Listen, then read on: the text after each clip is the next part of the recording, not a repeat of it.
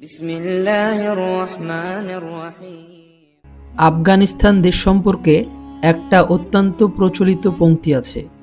আল্লাহ তাআলা আপনাদেরকে শাস্তি দেওয়ার জন্য এখানে সাম্রাজ্য স্থাপন করতে পাঠান, কিন্তু শেষ পর্যন্ত সেই সমস্ত শক্তিশালী ও বৃহৎ সাম্রাজ্যগুলো বিলীন হয়ে গেছে। আর সেই কারণে আফগানিস্তান দেশকে ইতিহাসের পাতায় সাম্রাজ্যের কবরস্থান নামে পরিচিত করা হয়।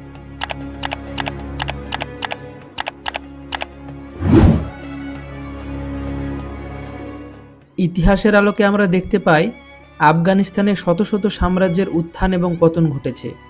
এই দেশের ভৌগোলিক অবস্থা ও জাতিগত বৈচিত্র্যই একে সর্বদা এক সংঘর্ষপূর্ণ ভূমিতে পরিণত করেছে।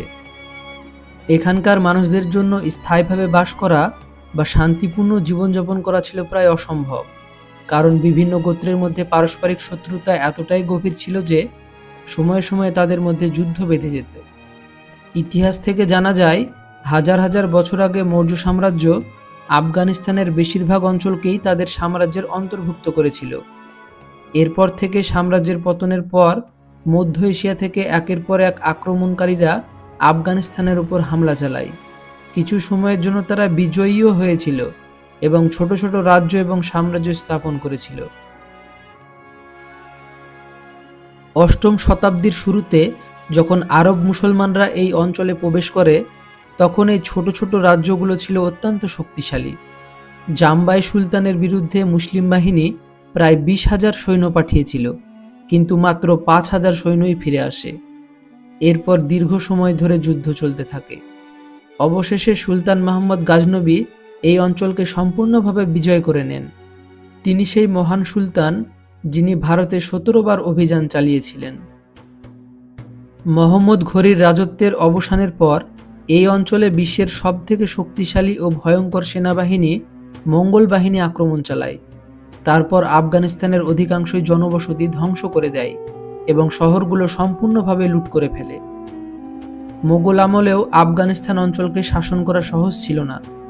মোগলরা অন্যান্য প্রদেশের তুলনায় এই অঞ্চলকে তুলনামূলকভাবে স্বায়ত্তশাসিতভাবে পরিচালিত করত এবং এই কারণেই আফগানিস্তান বহুদিন ধরে মোগল সাম্রাজ্যের অংশ থাকলেও পুরোপুরি তাদের নিয়ন্ত্রণে ছিল না।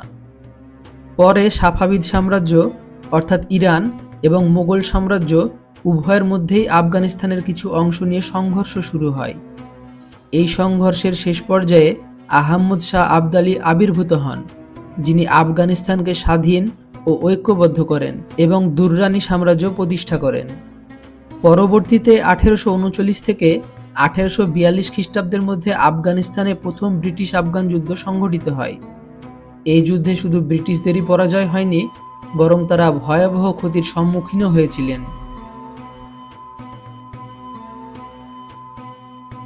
এই কারণেই আফগানিস্তানের মাটিকে ইতিহাসে বলা হয় সাম্রাজ্যের কবরস্থান, যেখানে বিশ্বের সবথেকে শক্তিশালী সাম্রাজ্যগুলোও এসে পরাজিত হয়েছে।